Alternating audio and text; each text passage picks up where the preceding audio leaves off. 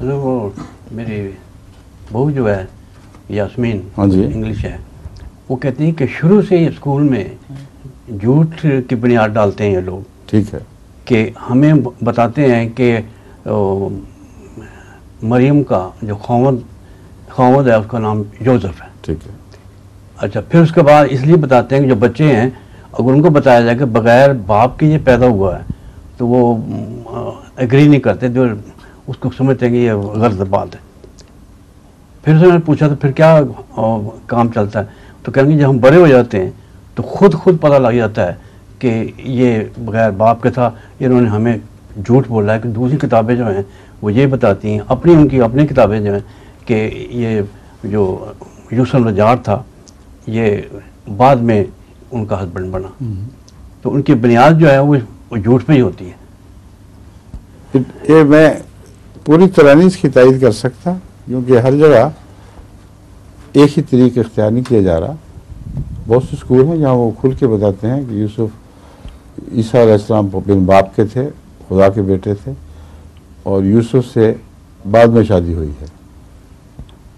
कई स्कूल हैं जो बिल्कुल खोल के बताते हैं। ये उस्ताद अलग अलग हैं, उस्तानियाँ अलग अलग हैं, उनके अपने मिजाज के मुताबिक वो तालीम का तरीक बदल जाता है। मगर इनके जिस स्कूल में ये पढ़ी हैं आपकी बहू, उसमें यही किया होगा उन्होंने।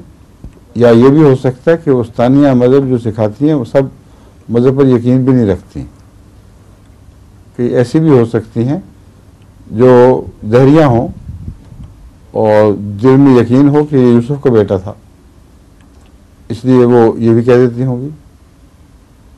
तो ये एक चीज़ नहीं है जो यकसां सब जगह राइज हो। हर स्कूल, हर यूनिवर्सिटी में असातिज़ा के ऊपर बहुत हद तक इन्हिसार है। उनका अपना मिजाज क्या है, उनकी अपनी सोच क्या है, उसके मुताबिक वो मज़ाहिब की तालीम देते हैं। फिर लेकिन 30 साल पहले तो ये कॉन्सेप्ट यही था सबका कि ये जो है ये शुरू में बच्चों को सिखाते हैं वो यही है कि वो मैं आपको बता रहा हूँ, मैं तो सब बच्चे मुझे मिलते हैं, बातें होती हैं सारी, हर जगह बयान ही एक तरीक नहीं है। उस्ताद या उस्तानी जो मज़हब की है उनके अपने मिजाज से बहुत हद तक तालीम के तरीक़े का ताल्लुक़ है।